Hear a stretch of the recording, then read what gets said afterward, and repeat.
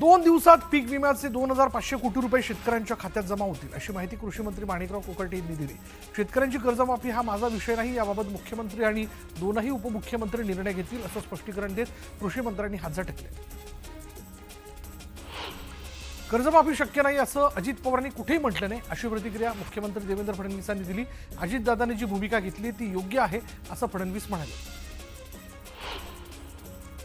तुळजाभवानी मंदिर विकास आराखड्याला मुख्यमंत्र्यांनी तत्वतः मान्यता दिली आहे। 2 वर्षात आई तुळजाभवानी मंदिराच्या जीर्णोद्धाराचं काम पूर्ण होईल अशी माहिती मुख्यमंत्री फडणवीसांनी दिली।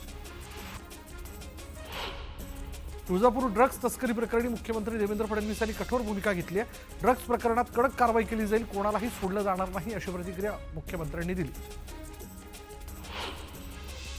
सामान्य साई भक्तांना तासनतास दर्शन रांगेत उभं राहण्यापासून सुटका करण्यासाठी तिरुपती बालाजीच्या धर्तीवर साई मंदिरात व्हीआयपींना पहाटे 4 ते 6 या वेळेत दर्शन द्यावं अशी मागणी जी ती सुजय विखेंनी केली आहे। साई संस्थांनी तिरुपती बालाजी मंदिरातील दर्शन व्यवस्थेचा अभ्यास करावा असं विखे पाटील म्हणाले। कर्जतमध्ये महाराष्ट्र केसरी कुस्ती स्पर्धा भरवण्यात आली आणि यात 800हून अधिक पैलवानांनी सहभाग घेतला। मात्र यावर कुस्ती परिषदेने आक्षेप घेतला। कुस्ती खेळणाऱ्या पैलवानांवर कारवाईचा इशारा देण्यात आला। यावर तुम्ही कारवाई करून दाखवाच मग पाहू असा थेट इशारा रोहित पवारांनी महाराष्ट्र कुस्तीगीर संघटनेला दिला। केंद्र सरकारकडून निधी देण्यास नकार दिल्यानं स्मार्ट सिटीची जबाबदारी आता पालिकेकडे आली आहे। त्यामुळे स्मार्ट सिटी प्रकल्प पालिकेकडे हस्तांतरित करावा असं पत्र नगर विकास विभागानं स्मार्ट सिटी प्रशासनाला पाठवलंय। वाशिमच्या मंगरुळपीर तालुक्यातील पिंपरी खुर्द गावात काही शेतकऱ्यांचा शेत रस्त्याचा वाद अनेक वर्षांपासून प्रलंबित होता। पीक निघाल्यावर शेतकरी रस्ता मोकळा करून देण्यास तयार होते। दरम्यान वाद मिटवण्यासाठी गेलेल्या अधिकाऱ्यांनी अतिघाई करत उभ्या पिकांवर ट्रॅक्टर फिरवला आणि त्यामुळे शेतकऱ्यांचं मोठं नुकसान झालं। मनमाड शहरातील नागरिक आणि गाळेधारकांनी पाणीपट्टी, घरपट्टी पोटी तब्बल 17 कोटीपेक्षा जास्त रक्कम थकवल्यामुळे नगर परिषद आर्थिक संकटात सापडली आहे। कर वसुलीसाठी मुख्याधिकारी शेषराव चौधरी यांनी धडक मोहीम सुरू केली आहे। थकबाकीदारांवर जप्तीची कारवाई केली जाते। हिंगोलीच्या कळमनुरी शहरातील तिरुपती नगर परिसरात नगर परिषदेकडून सिमेंट रस्त्याचं बांधकाम सुरू आहे। मात्र या रस्त्याचं काम मागील वर्षीच झालं होतं आणि त्याच रस्त्याचं काम न करता रस्ता नसलेल्या भागात रस्ता करण्याची मागणी जी ती ग्रामस्थांनी केली। जळगावच्या नशिराबाद नगर परिषदेच्या आक्षेपने दुर्लक्षामुळे अनेक दिवसांपासून मुख्य जलकुंभाजवळील विहिरीवरील स्लॅबच्या कामाचं घोंगडं भिजत पडलंय आणि याकडे नगर परिषदेनं दुर्लक्ष केल्यानं ग्रामस्थांनी तीव्र संताप व्यक्त केलाय। कुणाचा जीव गेल्यावर दखल घेणार का असा संतप्त सवाल ग्रामस्थांनी विचारला। चाळीसगाव शहरातील स्टेशन रोडवर मुख्य पाईपलाईन फुटल्यानं मार्केटमधील दुकानांमध्ये पाणी शिरलं आणि त्यामुळे व्यापाऱ्यांचं मोठ्या प्रमाणात नुकसान झालंय। हिंगोलीच्या वसमतमध्ये राज्य शासनानं हळद संशोधन आणि प्रशिक्षण केंद्राची स्थापना केली। या संस्थेच्या अंमलबजावणीसाठी शासनानं 7,84,00,000 निधीच्या वितरणास मान्यता दिली। सोलापूर ते गोवा 72 सीटर विमानास DGCA कडून परवानगी देण्यात आली। सोलापूर ते गोवा विमान सेवेसाठी फ्लाय 91 या विमान कंपनीला निविदा देण्यात आली। त्यामुळे हुडगी रोड विमानतळावर आता येत्या 1 ते 2 महिन्यात विमान सेवा सुरू होण्याची दाट शक्यता आहे। शिर्डी शिंगणापूर महामार्गावर वाहतूक कोंडी झाल्याचं पाहायला मिळालं। प्रवरा नदीवरील एकेरी वाहतुकीमुळे वाहतुकीचा खोळंबा झाला। मनमाड शहरातील बाजारपेठेवर मंदीचं सावट आलंय। वाढती महागाई आणि ऑनलाईन खरेदीचा वाढता क्रेज पाहता छोट्या मोठ्या दुकानदारांना फटका बसतोय। अमळनेर तालुक्यातील मंगरूळ इथल्या तरुणांनी पुरातन काळातील अहिल्याबाई होळकर यांनी बांधलेल्या विहिरीची साफसफाई केली। विहिरीतील गाळ देखील काढण्यात आला। दक्षिण सोलापूरातील अवैध धंद्यांवरनं भाजप आमदार सुभाष देशमुख यांनी पोलीस अधिकाऱ्यांना धारेवर धरलं। उत्तरं देता येत नाहीत तर आम सभेत आलात कशाला अशा शब्दात सुभाष देशमुखांनी पोलिसांना सुनावलं। गोंदियातून कत्तलीसाठी नेत असलेल्या 35 जनावरांची पोलिसांनी सुटका केली। बजरंग दलाच्या कार्यकर्त्यांनी पोलीस विभागाला माहिती दिल्यानंतर कारवाई करण्यात आली। वर्ध्याच्या एसटी विभागानं 207 प्रवाशांना दणका दिला। फुकट प्रवास करणाऱ्या प्रवाशांकडनं 23,000चा दंड वसूल करण्यात आला। जिल्ह्यात विविध मार्गावर पथकाकडनं ही कारवाई करण्यात आली। गोंदिया जिल्ह्यातील 32 पैकी 18 वाळू घाटांचा लिलाव करण्यात आला। मात्र वाळू घाटांचं पर्यावरण प्रमाणपत्र न मिळालेल्या वाळू घाटातून अवैधरित्या वाळू वाहतूक केली जाते आणि या प्रकरणी शेतकरी कुटुंबानं जिल्हाधिकाऱ्यांकडे तक्रार करूनही कारवाई न केल्यानं शेतकरी कुटुंबावर उपासमारीची वेळ आली। गोंदिया शहरातील जयस्तंभ चौक परिसरातील प्रशासकीय इमारतीचा वीज पुरवठा खंडित झाला. वीज बिल न भरल्यानं तो करण्यात आलेला आहे. लिफ्टही बंद असल्यानं कामासाठी येणाऱ्या नागरिकांना त्याचा फटका बसतोय आणि या इमारतीत 32 कार्यालय असून 2,67,000चं वीज बिल थकीत आहे. हिंगोली जिल्ह्यात यंदा शेतकऱ्यांनी मोठ्या प्रमाणात उन्हाळी मूग पिकाची लागवड केली आहे. मुगाचं पीक चांगलं बहरात आलं असून शेतकऱ्यांना चांगलं उत्पन्न मिळण्याची शक्यता आहे. रत्नागिरी जिल्ह्यातील सोंडेगर गावातील धरणाच्या भिंतीवर मोठ्या प्रमाणात झाडं रुजली असल्यानं धरणाला धोका निर्माण होण्याची शक्यता निर्माण झाली आहे. धरणाच्या देखभाल दुरुस्तीकडे दुर्लक्ष होत असल्यानं नागरिकांमध्ये नाराजी पसरली. येत्या 15 दिवसात कोणालाही न सांगता आम्ही चिपी विमानतळालाच टाळं ठोकणार असा इशारा पुन्हा एकदा ठाकरे गटाचे माजी आमदार वैभव नाईक यांनी दिला.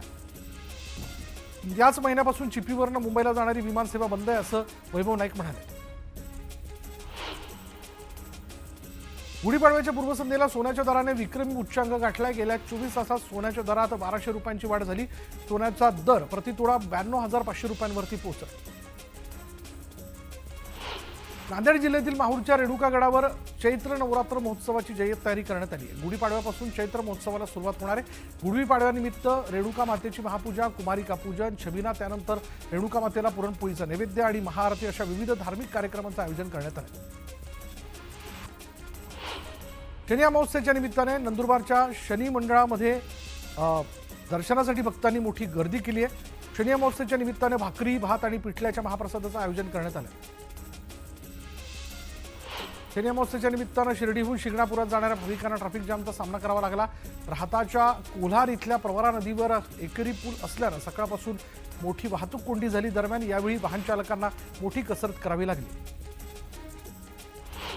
नांदेडच्या एका शाळेतील विद्यार्थ्यांनी अनोखा उपक्रम राबवला. शाळेतील विद्यार्थ्यांनी खाऊचे पैसे जमा करून त्यातून पशुपक्ष्यांच्या पिण्याच्या पाण्याची सोय केली. 5वी ते 9वी वर्गात शिकणाऱ्या विद्यार्थ्यांनी आपल्या शाळेच्या परिसरात हा उपक्रम राबवला आहे. शनी अमावस्येच्या निमित्तानं श्री क्षेत्र शनी शिंगणापूरमध्ये भाविकांनी गर्दी केली. शनी देवस्थान, जिल्हा प्रशासनाने भक्तांच्या सोयी सुविधांसाठी मोठी तयारी केली. महाराष्ट्राची कुलस्वामिनी आई तुळजाभवानी देवीच्या दानपेटीत एका भाविकाने 1 किलो 100 ग्रॅम वजनाची 24 कॅरेट सोन्याची 11 बिस्किटं अर्पण केली. सोन्याच्या 11 बिस्किटांची किंमत सुमारे 1,01,20,000 रुपये इतकी आहे. अलिबाग शहरात पोलिसांचं पथसंचलन पार पडलं. सण उत्सव आनंदात शांततेत साजरे होण्याकरता उत्साहाच्या भरात आनंदाला गालबोट नको असं आवाहन पोलिसांनी नागरिकांना केलं. गुढीपाडव्याच्या निमित्तानं जळगावात विविध साहित्याची बाजारपेठ जी सजली आहे. गुढीपाडव्याच्या निमित्तानं विविध वस्तूंचे स्टॉल लावण्यात आले असून खरेदीसाठी ग्राहकांनी गर्दी केली. दरम्यान गुढीपाडव्याकरता लागणाऱ्या साहित्यांच्या दरात 10 ते 15% वाढ झाली. अमरनाथमध्ये महात्मा गांधी विद्यालयातील विद्यार्थ्यांनी गुढीपाडव्याच्या निमित्तानं पर्यावरणपूरक आणि सुबक कलाकृतीच्या गुढी तयार केलेल्या आहेत. महिनाभरापासून हे विद्यार्थी गुढ्या बनवण्यात मग्न आहेत. मराठी नवीन वर्षाच्या स्वागताकरता पंढरी नगरीत साखरेचे गाठीहार बनवण्याचं काम जोमाने सुरू आहे. गाठीहाराला मोठी मागणी असल्यानं पंढरी नगरीत जवळपास 1,000 क्विंटल साखरेचे हार तयार करण्यात येतात. साई मंदिर कर्मचाऱ्यांना गुढीपाडव्याच्या निमित्तानं किराणा मालासह साखरेच्या गाठीचं वाटप करण्यात आलं. माजी खासदार सुजय विखे पाटील आणि साई मंदिराचे कार्यकारी अधिकारी गोरक्ष गाडीलकर यांच्या हस्ते वाटप कार्यक्रम संपन्न झाला. हिंदू नववर्षाच्या निमित्ताने त्याचं स्वागत महोत्सवाच्या निमित्ताने गोदाकाठी 20,000 स्क्वेअर फुटाची रांगोळी साकारण्यात आली आणि या महारांगोळीच्या माध्यमातून पुण्यश्लोक अहिल्यादेवी होळकर यांच्या आयुष्यातील प्रेरणादायी प्रसंग दाखवण्यात आले. मालेगावमध्ये उद्या गुढीपाडव्याच्या दिवशी हिंदुत्ववादी संघटनांतर्फे आयोजित करण्यात आलेल्या हिंदू संत संमेलनात साध्वी प्रज्ञासिंग ठाकूर यांना उपस्थित राहण्याची हायकोर्टाने सशर्त परवानगी दिली आहे. या संमेलनात त्यांना हिंदूवीर पुरस्काराने सन्मानित केलं जाणार आहे. गेल्या काही दिवसांपासून मुंबईतील हवेच्या प्रदूषणात वाढ होते. मंदावलेला वारा आणि हवेत साचलेली प्रदूषके यामुळे नागरिकांना श्वसनाचा त्रास जाणवतोय. या पार्श्वभूमीवर SMRA या संस्थेच्या पुढाकारातून बैठक पार पडली. प्रदूषण नियंत्रणासाठी हरित उपाययोजना, सार्वजनिक वाहतूक प्रोत्साहन आणि वृक्ष लागवडीवर भर देण्यात आलेला आहे. पिंपरी चिंचवड महानगरपालिकेकडून राबवला जात असलेला नदी सुधार प्रकल्प फसवा असल्याचा आरोप नागरिकांनी केला आहे. हा प्रकल्प उभारण्यासाठी शेकडो झाडांची कत्तल केली जाणार आहे. त्यामुळे नदी सुधार प्रकल्पाला नागरिकांनी विरोध केला. पुण्याच्या खराडीत नदीपात्रावरील पुलाचं काम गेल्या 7 वर्षांपासून रखडलं. हे काम तातडीने पूर्ण करण्याची मागणी राष्ट्रवादी काँग्रेसनं केली. या मागणीसाठी राष्ट्रवादीकडनं शोले स्टाईल आंदोलन करण्यात आलं. पुलावर उभं राहत केक कापून प्रशासनाचा निषेध नोंदवण्यात आला. मुंबईतल्या दादर पश्चिम इथल्या सेनापती बापट मार्गावर कार आणि टॅक्सीचा अपघात झाला. ओव्हरटेक करण्याच्या नादात कार टॅक्सीला धडकली. या अपघातात दोघांचा मृत्यू झाला. अमरनाथमध्ये इफ्तार पार्टीचं आयोजन करण्यात आलं. हिंदू बांधवांनी मुस्लिम बांधवांसाठी इफ्तार पार्टीचं आयोजन केलं. त्यामुळे पुन्हा एकदा हिंदू मुस्लिम ऐक्याचं प्रतीक पाहायला मिळालं. भिवंडी तालुक्यातील कुंभारशिव गावात ग्रामविकास प्रकल्पाअंतर्गत उभारण्यात आलेल्या जलशुद्धीकरण यंत्राचं जिल्हाधिकाऱ्यांकडून लोकार्पण करण्यात आलं. त्यामुळे ग्रामस्थांना फक्त 5 रुपयात 20 लिटर आरो फिल्टरचं पाणी मिळणार आहे. बदलापुरातून गणपती बाप्पा सध्या कॅनडा, अमेरिका, ऑस्ट्रेलिया, दुबईला समुद्री मार्गे रवाना होताना दिसतात. यंदा कॅनडाला 7,500 पर्यावरणपूरक शाडूच्या गणेश मूर्ती पाठवण्यात आल्या.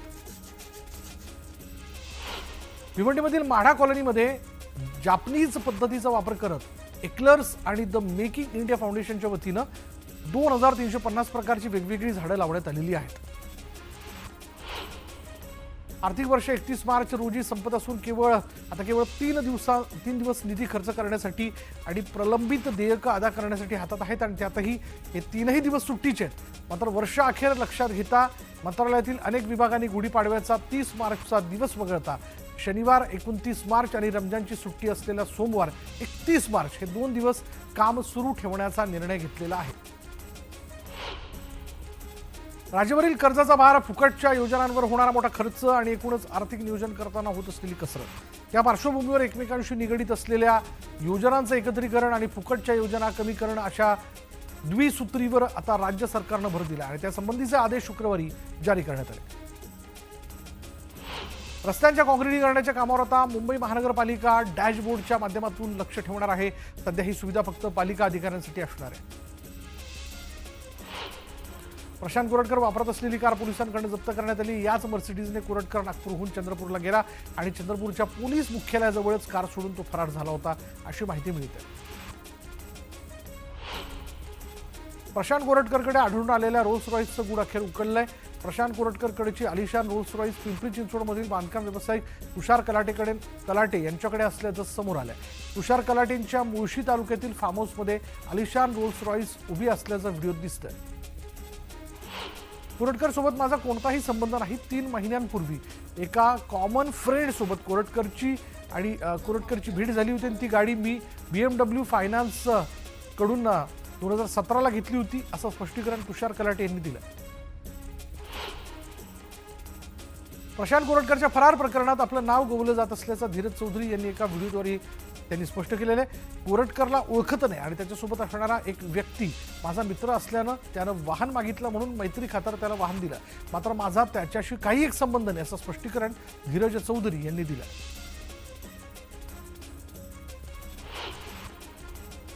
आता वेळ झाली की ब्रेक घेऊयात. पहा फक्त न्यूज 18 लोकमत.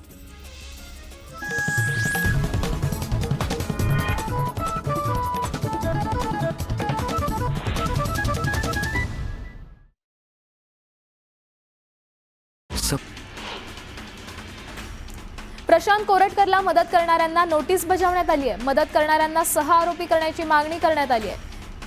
प्राशिक पडवेकर, धीरज चौधरी, हिपाजला अली, राजू जोशी या व्यक्तींनी कोरटकरला मदत केली. प्रशांत कोरटकरवर कोर्टाच्या आवारातच अमित भोसले या वकिलानं हल्ला करण्याचा प्रयत्न केला. सुनावणी संपल्यानंतर कोर्टामधून खाली घेऊन जात असताना कोरटकरवर वकिलानं हल्ला चढवला. मात्र पोलिसांनी वेळीच हस्तक्षेप केला.